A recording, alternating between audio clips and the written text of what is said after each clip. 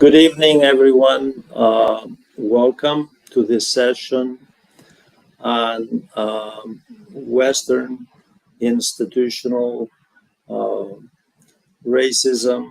And we want to cover this evening a very important topic that has become even more so because of the background of the two simultaneous wars, one in Ukraine and the other in Israel. The particular topic is very deep. It requires an entire encyclopedia to unravel all its various aspects. Scholars have dealt with this topic for a long time, not decades, but actually centuries, since the 18th century, certainly. It is a topic that crosses disciplines. It's an interdisciplinary topic, from history to philosophy to psychology to political science and economics.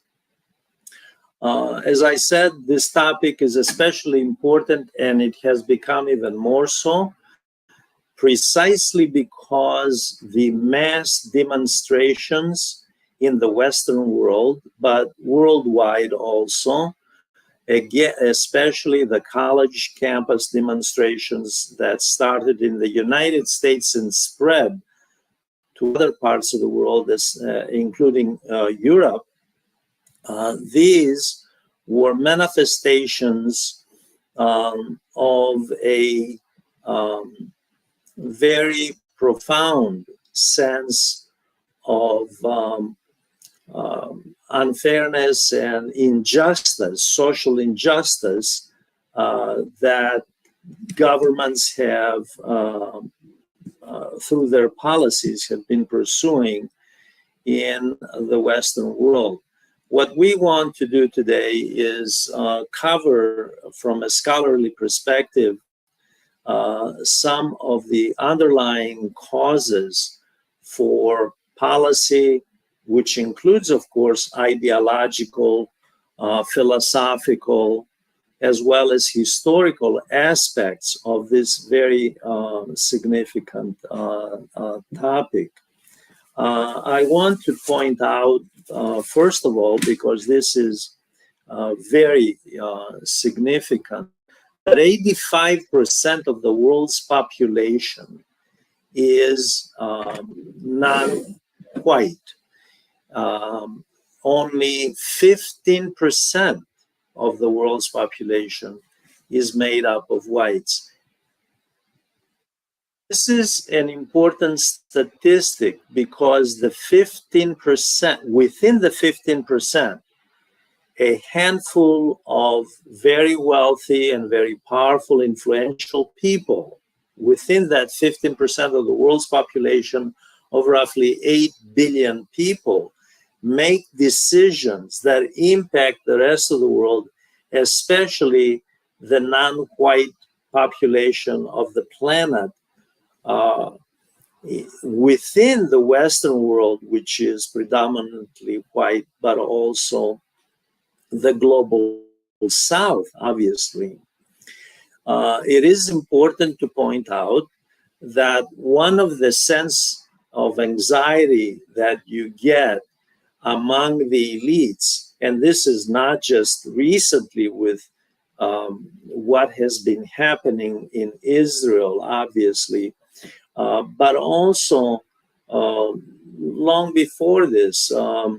We have had this historically. We see this in Europe with the issue of migrants, non-white migrants. We also see it in the United States with the Hispanic migrants coming in through the Rio Grande River, the border that separates the United States from Mexico.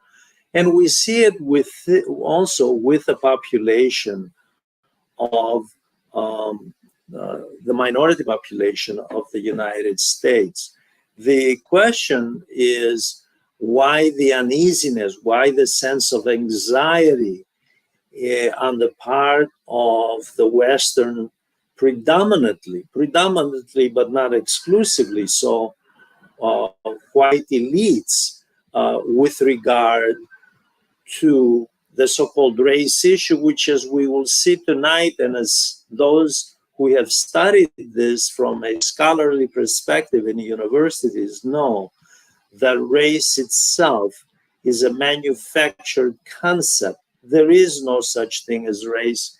There is only one race, and that is the human race. The concept of race, as we'll see, has historical, ideological, sociological, cultural dimensions to it. It's a manufactured concept.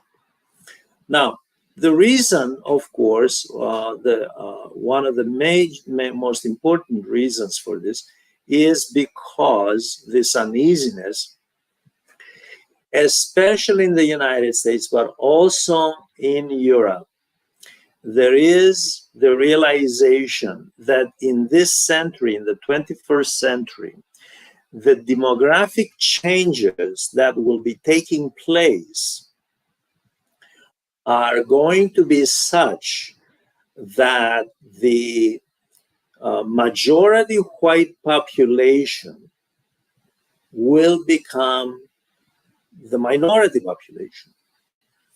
So what we have right now, for example, in the United States is about 13.5% or so of the population is made up of African Americans, of blacks. About 17.5% Hispanics, and then there are Asians, Native Americans, people from the Indian subcontinent, the Pacific Islands, and so forth. The whites are still a majority, but demographers point out that this majority will give way to the minority population as the dominant population. Now, why should this in itself be such a frightening concept?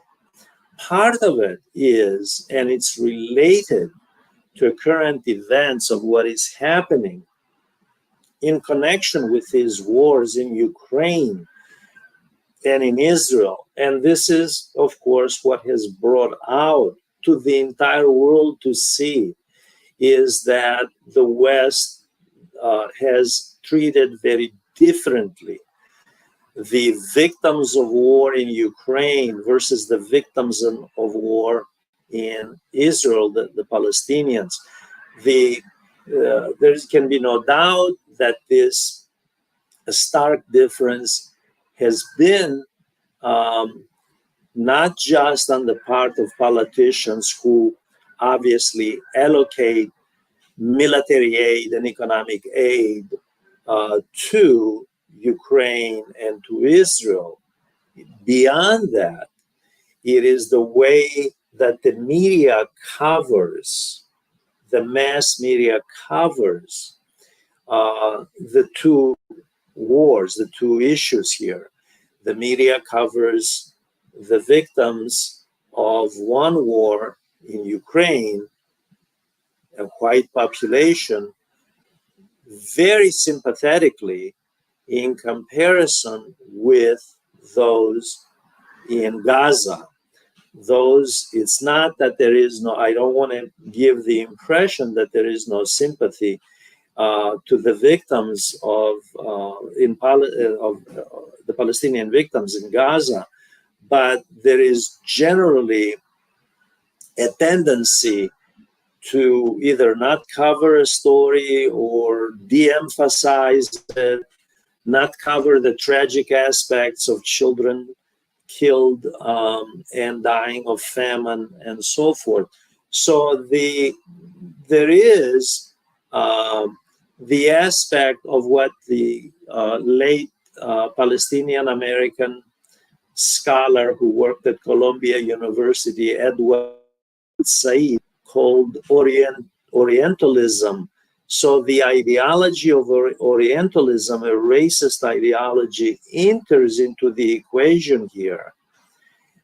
in the coverage of the mass media, which itself has a role to play in molding public opinion. We see this not just in the United States, we see it throughout the Western world. So there is that angle of it. There is the phobia of the minority. And the question is, why should there be a phobia of the minority? What is it? What has the minority? Why is it so threatening to the white majority in the Western world?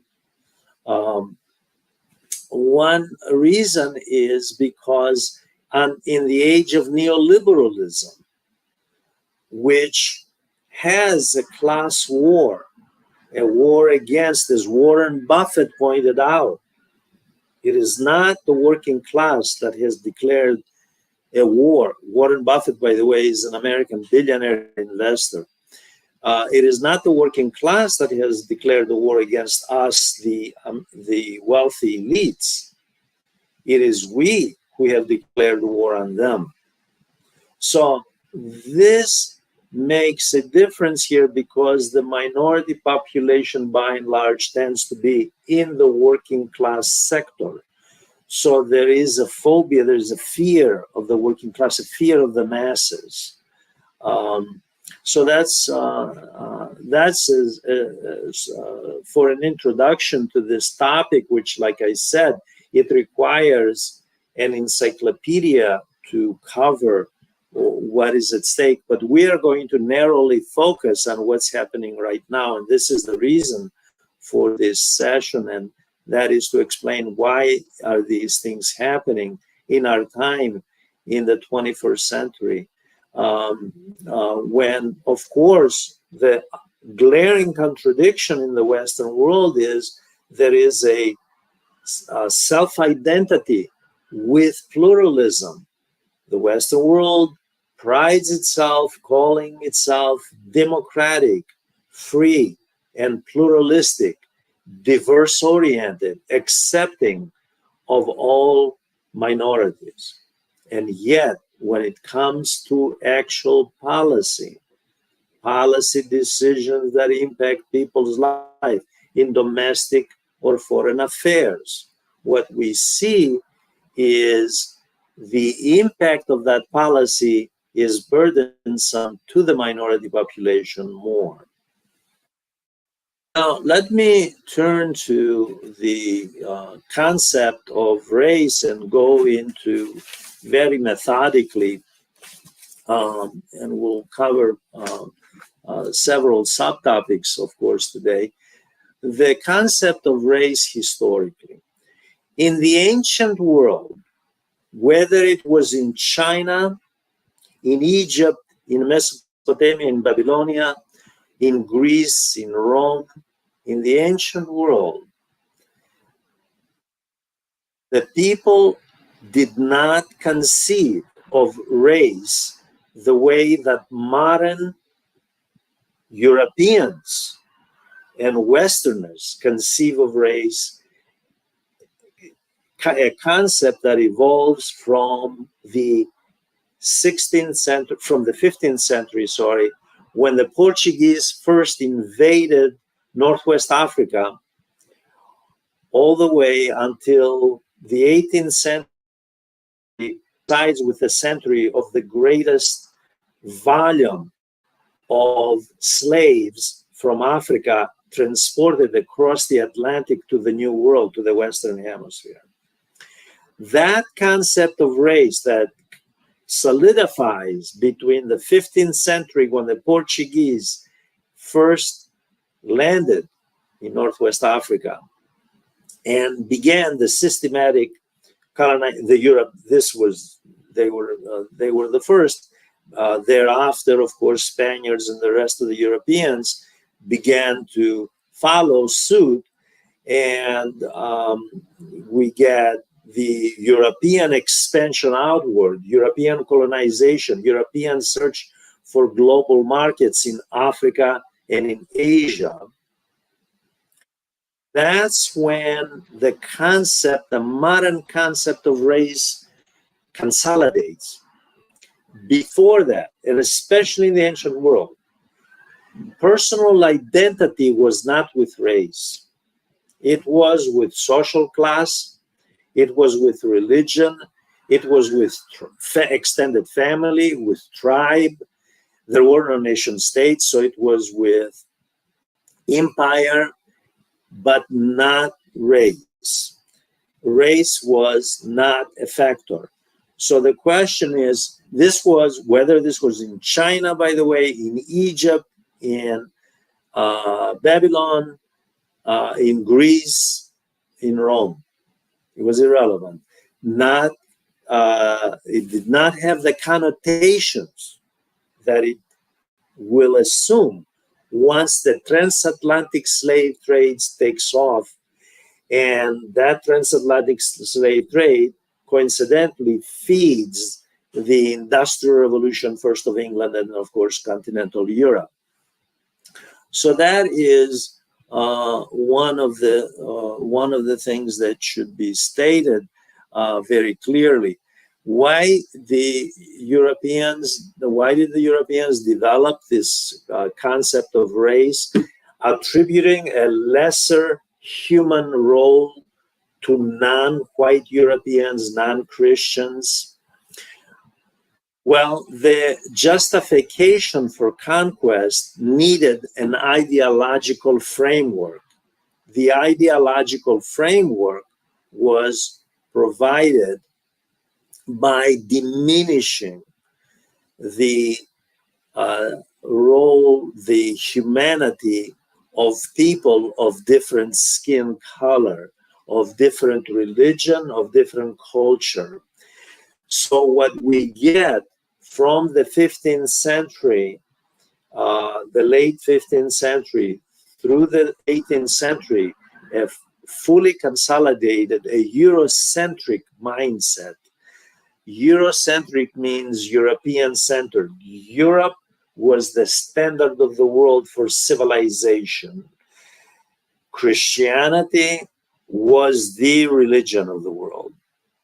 European culture was the standard culture. By that culture, we judged everybody else.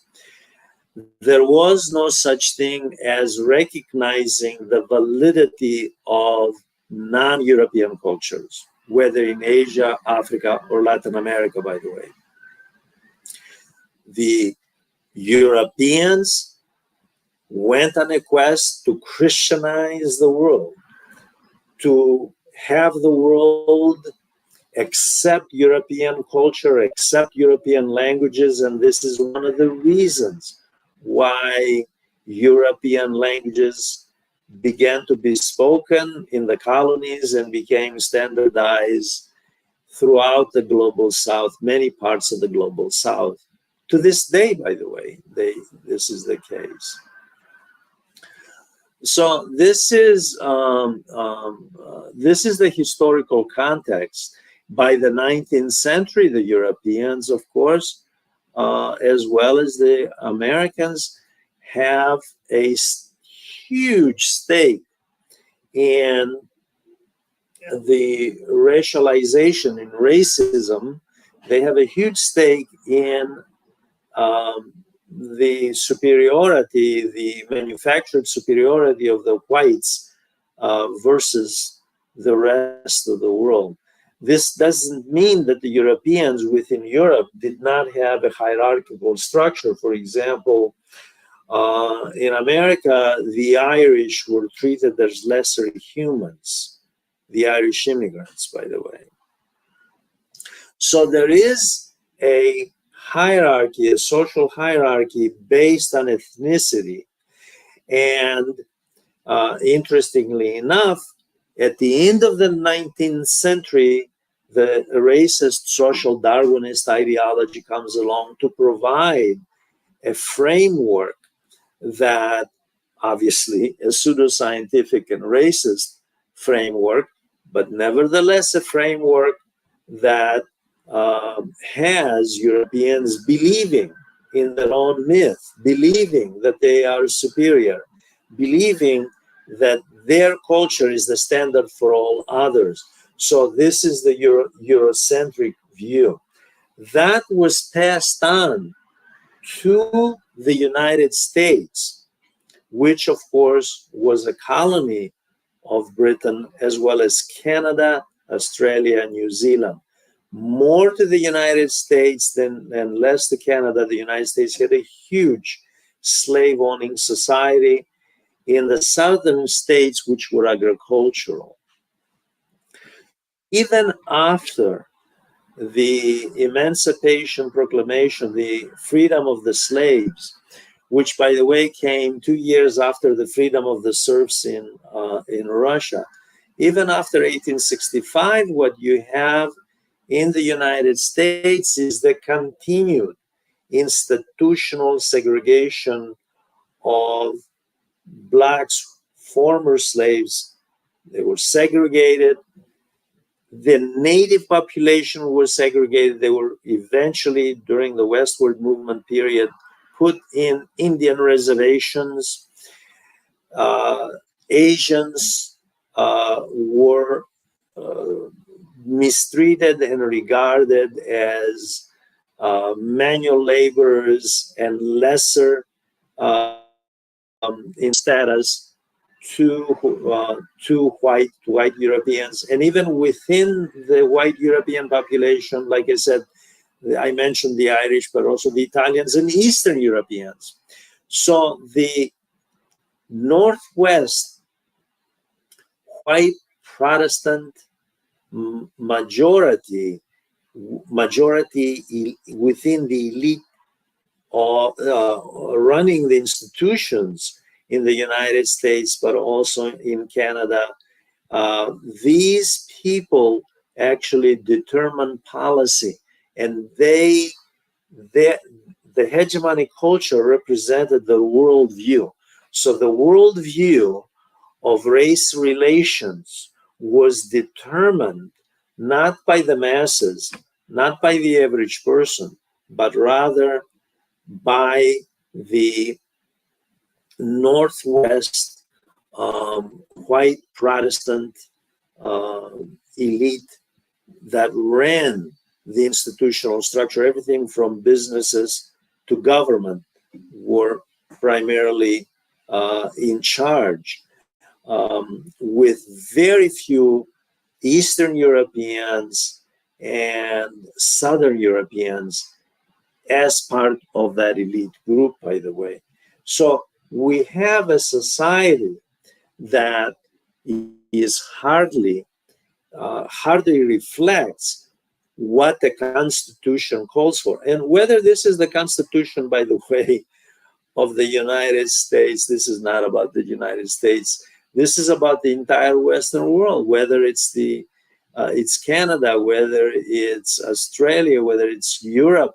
The fact is that all of their constitutions were based on the Enlightenment principles of democracy and freedom and equality. The social contract of the Western world, across the Western world, the social contract was, at least in principle, based on equality. But as Frederick Douglass pointed out, a black man who was educated, and he was a critic in the mid 19th century. He was a critic of the white elite. That social contract did not pertain. He made a famous speech, did not pertain to blacks. It had nothing to do with blacks. He made a famous speech on July 4th, American Independence Day, arguing, what does this mean for us? We're not free. There are American scholars who have argued that the social contract, and this applies, this theoretical principle, by the way, applies Western-wide. It applies to the Western world. The social contract, which theoretically is supposed to cover the entire population on principles of fairness, of liberty and equality, really did not, in practice, in reality, did not apply to the non-white population. Now, it is true, absolutely true, that within the minority community, there were people, the so-called leadership of the minority community, regardless of whether it was black or not, that the white majority co-opted. And this is to the present day, the co-optation of the leadership of the minority community is extremely important in the success of the institutionalization of racism. This is a very important point that many scholars, many scholars have argued, and famous people from Malcolm X, by the way, that some may know or have heard of in the United States, as well as Martin Luther King. Okay? So it is one thing to have a handful of minority people who have been co-opted by the system, serve the system of the whites to maintain white privilege. And it is entirely another matter to have the realization of the social contract pertain to the entire population, which includes minorities, be it in the United States, for example, whether they're Hispanics, Asians, blacks, Native Americans, namely as they're commonly called Indians. That is the key. The key here is, does the co-optation do a disservice, in fact, undermine the goal of the social contract, which is to serve the entire population, which includes minorities?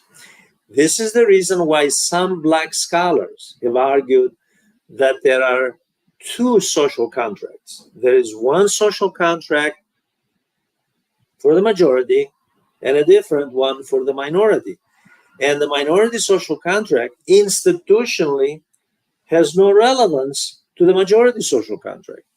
By the way, the concept of social contract, I have mentioned it in a different session, goes back to the philosophers like Thomas Hobbes, John Locke, and of course, by the 18th century, Jean-Jacques Rousseau, the French philosopher, wrote a book entitled The Social Contract, Du Contrat Social in French. So the contract, the social contract idea, European idea, it is the covenant between the sovereign and the people, the government and the people.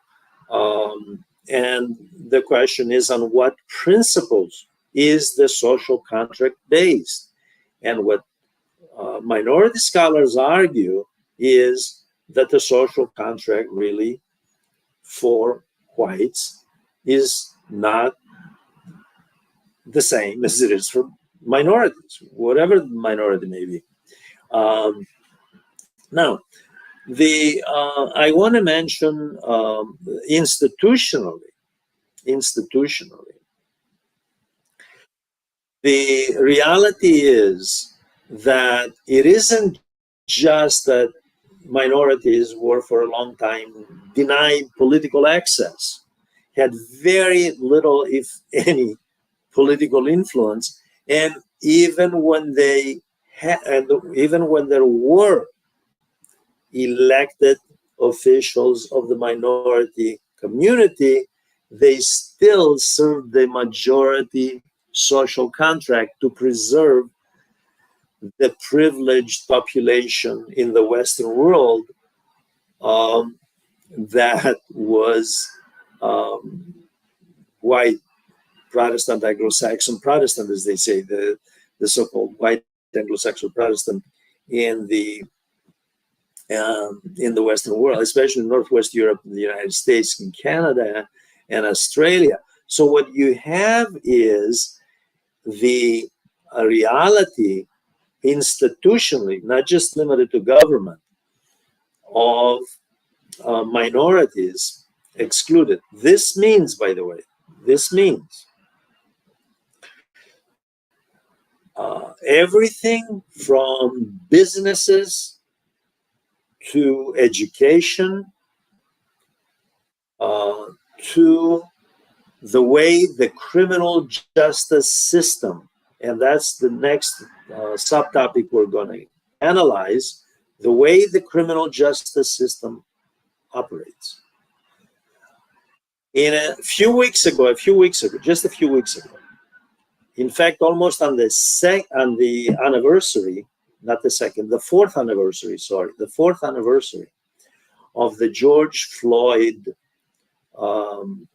incident in Minneapolis. George Floyd was a black man that the police, a white police officer, this is all on videotape, this is history, I guess. This is all, people can find it for themselves on video. You can see the video, you can very clearly see white officers surrounding a black man, and one officer in particular, putting his knee on George Floyd's neck, and of course, ending George Floyd. That happened in May 2020. This was in a city, by the way, actually the entire state of Minnesota. Minnesota is regarded historically as one of the most progressive states in the United States. When I was an undergraduate in Chicago back in the 70s, in 72, when George McGovern ran a New Deal Democrat, out of place for a conservative era in the early 1970s. Actually, was the counterculture period, but the country was not ready for George McGovern. He carried Minnesota. Which is interesting that he carried Minnesota. But the fact is that Minnesota has had, even Minnesota, as progressive and as rich a culture as it has of tolerance toward minorities, as progressive as Minnesota is, one of the more progressive states in the United States. It had this incident with George Floyd in May 2020. Obviously, there was a trial, and the individual officer it was on videotape, and there were so many witnesses anyway. And yeah, he was convicted. Almost 2 years later, just a few weeks ago, in April 2024, another individual, this one in Ohio,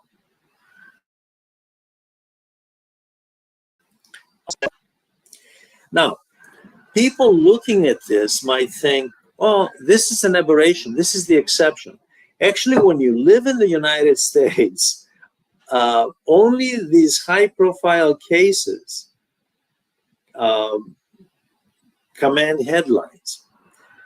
But there are incidents, perhaps not as dramatic as these, but there are incidents of police brutality toward minorities.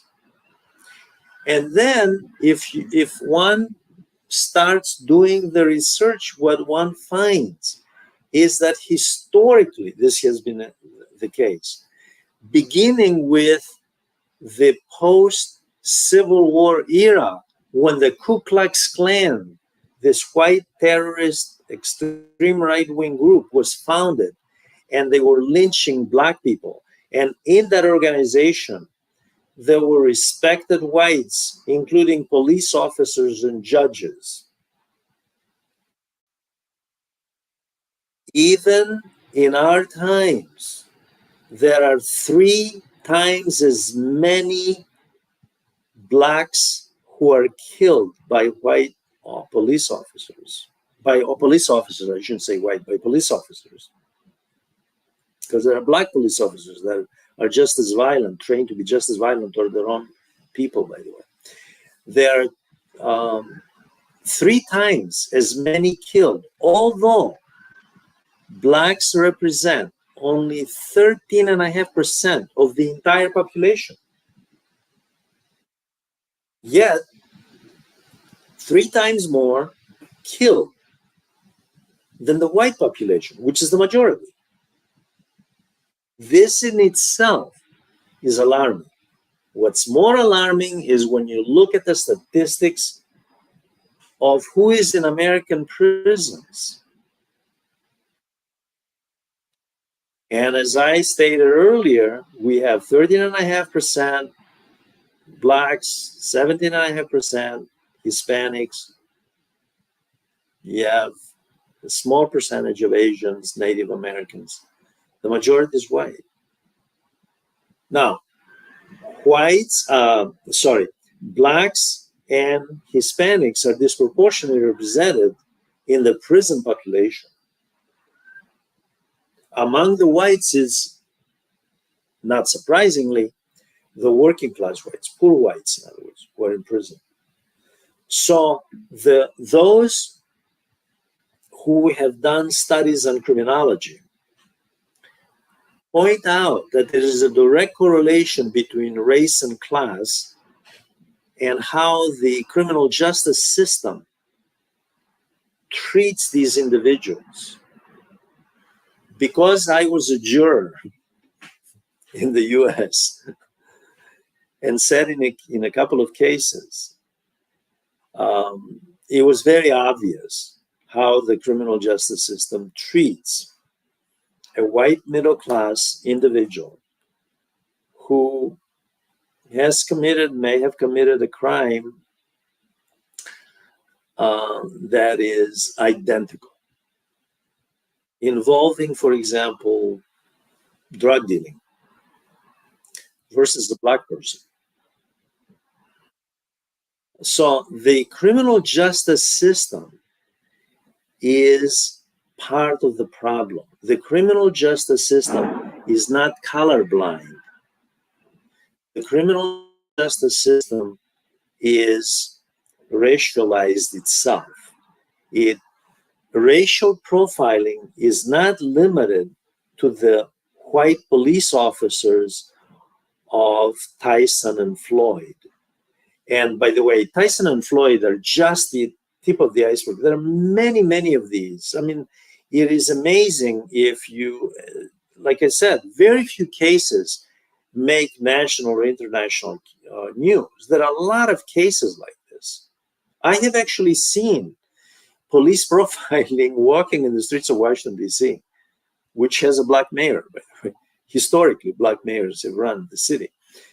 So racial profiling is ubiquitous. It's everywhere.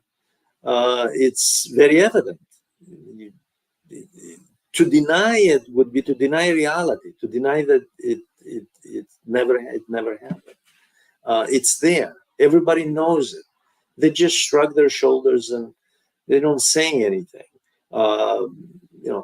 Even black people that go about their business, they feel very bitter and very bad. Many of them, friends that I've talked to, feel very bad, very bitter that this is happening. But they know that the system is rigged against the minorities. The system is designed to serve the white elite. There are, however, I want to make sure this is a very important point, minorities, whether they are from the Indian subcontinent, whether they're blacks, whether they're Hispanics, there are minorities within the institutional elite hierarchy. However, they serve the ideological, political, economic, cultural interests of the white majority. So the policies, whether domestic or foreign policy, they serve that, and they are not there to represent anything but that. When Barack Obama was elected president of the United States, there was enormous hope. Even Fidel Castro was excited about Barack Obama becoming president, and rightly so, by the way. It was about time that the United States had a black president. Absolutely, no doubt. Symbolically, it meant a lot. In terms of policy, however, it was nothing changed. Barack Obama had a black attorney general in the Justice Department. And he, to his credit, he tried to deal with the criminal justice system. Now, I want to point out that the criminal justice system in the United States is decentralized. And this is one of the problems. When we compare it with highly centralized police departments and policing systems in the Western world, the United States is highly decentralized, well financed, by the way, and military trained. One of the reasons that they use the kinds of tactics which leave one to scratch their head, why such military style tactics on the part of the police officer. The police officer's role is to serve and protect. That's the slogan, by the way, on police cars: serve and protect. Well, serve and protect, when you put your neck on a black man's, when you put your knee on a black man's neck and you kill him, you choke him to death, that is, accidentally perhaps, but that happened. That happened. It's, like I said, there's videotape. When you do that, that's not serve and protect. There are ways to restrain the suspect. Shooting them or shooting to kill, and using excessive force is what black leaders and minority leaders in the United States, but also in Europe, by the way. Europe is not outside of this either, by the way. Europe has had its own problems with its police systems. Now, some of the European systems, police systems, are much more highly centralized. So there are uniform standards across the police departments in any given country, and the Europeans tend to be restrained. However, we have seen during the recent months with the demonstrations of those individuals who freely expressed desire for peace in the Middle East, specifically a ceasefire in Gaza, we have seen European police officers use excessive force, whether in France, in England, or in Germany, especially in Germany. But we have seen the excessive force. Now, the question is it the constitutional right? Is it the constitutional right of a citizen to protest the policy, whether it's a domestic policy about wages, for example, let's take wages, or the environment, abortion, whatever the issue is, as well as foreign policy rooted in militarism that is victimizing civilians? Is it the right of a citizen to do that? According to the constitutions of all the Western countries, it is. They have the right to free speech, the right of assembly. These are 18th century Enlightenment principles on which the constitutions of the Western world is based. And here you have what the global South collectively noticed and was not happy about when the war in Israel broke out versus Ukraine. They noticed as long as the Ukrainian war was going on, the Western media, the Western celebrities, the Western governments were falling all over themselves. Yes, yes, yes, these victims, fine, absolutely correct. It's absolutely correct. They are, and the war should end, by the way. That war should end through diplomatic channels as it must. And there is no other way. There's no military solution for the war up there. However, there wasn't the same sort of treatment toward Palestinians. In that case, it was not the Western world collectively did not side with the victims of war, but rather with the state taking action against the civilians. It's one thing for the state to take action against legitimate targets which it feels its national security is at stake. That's one thing. It's entirely a different matter to target, and there is to gloss over this is really pointless because there's tons of videotape. It's another thing to keep bombing schools, hospitals, ambulances, refugee camps, homes of individuals, indiscriminately, killing women and children, and of course, adult males, so forth. So there is a fine line between conventional war now and this sort of war. When people protest in the West against this, they're saying to their governments that their sympathy is with the minority population. And this is exactly what their governments fear. They fear, whether it's in the United States or in Europe, they fear this sympathy factor with a minority population because they fear their own minorities.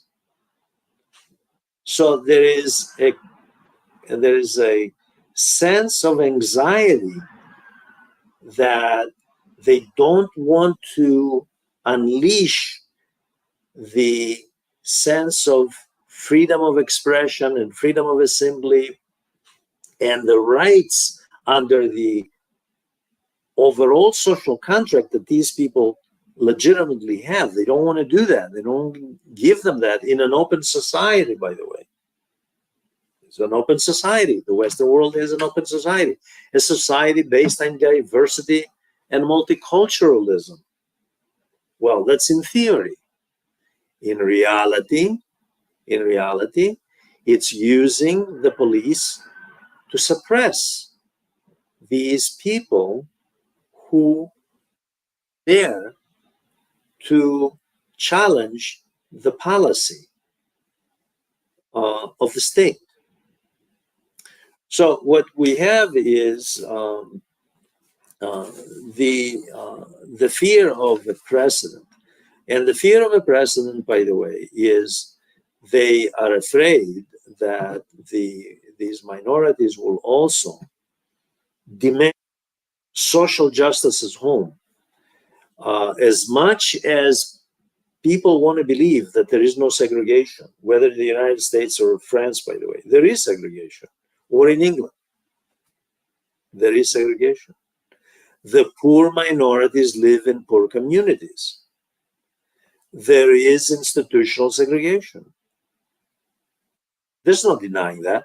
One of the reasons for the mass protests in sympathy of the minority population, namely the Palestinians, is because these people see the Palestinians, when they look in the mirror, they see Palestinians, they see themselves, they see, it is true that they see that they too are part of that broader problem of an exploited population. So this is exactly what the Western elites resent and they don't want to unleash. They don't want to unleash this sort of sentiment. This happened during the 1960s and the 1970s, during the counterculture period or era of the Vietnam War. There was some of this during the 1980s when Nelson Mandela was in prison, and there were a lot of people in the Western world demanding the end to apartheid in South Africa. So we have seen this before, by the way, and we're seeing it. We're seeing it again. The ideology of the elites is to perpetuate conformity and the road to conservatism, but that ideology takes societies, Western societies in general, toward the course of authoritarianism. This is why so many people throughout the global South have been saying democracy, Western democracy is a fraud. Western rhetoric about human rights is a fraud. Western claims about freedom, it's all a myth. We don't believe any of it. This is all hypocrisy. So what we have is the global South and the minority population within the Western world, as well, by the way, as a good segment of majority whites, that is, younger people who know, especially college educated. This is why we see all these college campus protests. They know, no matter what anybody does, they know, because they see it on video on a daily basis. They see it in the news. In the age of modern technology, it's impossible. It's utterly impossible to obfuscate, to cover up, everything is going to get out. The information is out. They know what's happening. People know what is happening.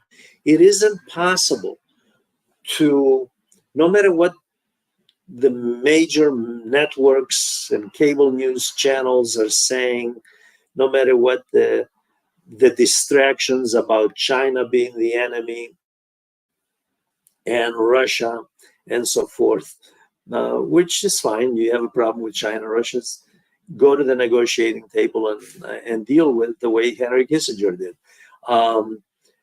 So this is a serious issue. This is an issue of a societal crisis. This is not, contrary to what a lot of people think, that this is about college students typically sympathetic with the minority population and pro-peace, anti-war. Well, it's not just about that. This is really a manifestation of a larger crisis, the crisis of democracy. There have been journalists and scholars who have written about this, by the way. This is not new. They have argued that the Western world is experiencing, it's undergoing a crisis itself. These wars in Ukraine and Israel merely brought out, they manifested the underlying fissures, the underlying chasm in society. And that is what has been happening. And it's not that people woke up and discovered all of a sudden there are ghettos in Paris, London, and New York. Of course, there were always ghettos. It's now people are demanding social justice, and they're using the existing policies, which have gone far to the right and way too militaristic for the tastes even of the middle class, by the way. There are reports that mainstream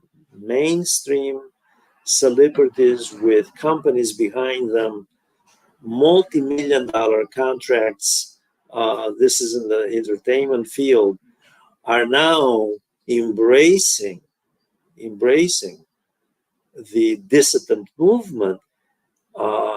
And the reason is because they know They read public opinion polls. They know that a segment of the middle class, the white middle class, as well as the working class, is now against these wars, which they see as a detriment to their own interests. They see nothing in it for society.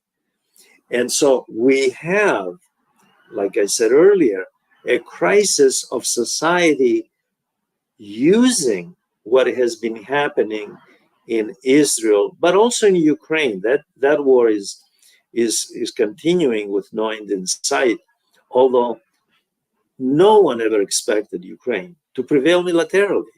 And China again has put this just this week when the President Xi is here in Europe, he put another he emphasized once again that there is a proposal on the table to end that war. So what we have here is a Western-wide crisis of confidence by their own citizens, by a chunk of their own citizens. At first, by the way, they were on the side of Ukraine, of their governments with regard to Ukraine, and on the side of their governments with regard to Israel. But this war of attrition, the senseless killing of civilians in both of these wars, has brought out the cries of the middle class and the working class, and of the minorities who are in the forefront of this, and not to mention the entire global south, to demand an end to this madness, which is detrimental, by the way, and not just according to critics, according to the IMF, the International Monetary Fund, detrimental to the world economy. So the question is, with the exception of a few corporations making money in times of war, why is this happening? Who benefits from this? Now, I want to conclude by making a couple of remarks. There are some articles that I have read by learned people who have thought about issues and are not hasty in their judgment, that they're not optimistic. And this comes from both Asian analysts as well as Western analysts, that they're not optimistic about the next 5 years or so. And the reason is that this crisis that the Western world is undergoing manifested in the ongoing class war, which especially targets minorities, within their own countries included, by the way. This is likely to get worse. And the reason it's likely to get worse is because the transatlantic core of the capitalist world economy, led by the United States, let's just say the G7, Japan included, the G7 are not likely to give up so easily and go the route of coexistence into a multipolar world order, as China and Russia have suggested, Brazil, other countries as well, South Africa. They're not likely to do that. It seems very clear right now, things may change, but right now it seems very clear that we are headed back toward building a world order of another Cold War, as many in journalism as well as scholarly world point out, a new Cold War, and a divided world, which benefits no one because it means more conflicts at the regional level like we have right now, and it means lower economic standards on a world scale as resources are diverted from the civilian sector to defense. More and more countries, from Japan to South Korea to Taiwan to all of Europe, by the way, all the NATO members are spending more on defense. The Arabs are spending more on defense. So you have basically a drain, a parasitic sector, the military, draining resources from the civilian economy, thereby declining living standards. This is going to put the squeeze especially on the middle class. Western societies have been priding themselves on having a strong middle class, hence liberal democratic governments. When you have continuously weakened economies, you weaken the middle class, you weaken the working class. That's a prescription for an authoritarian path, and that is where we're headed. This is all I have for today. I thank you for tuning in. Until next time, thank you very much.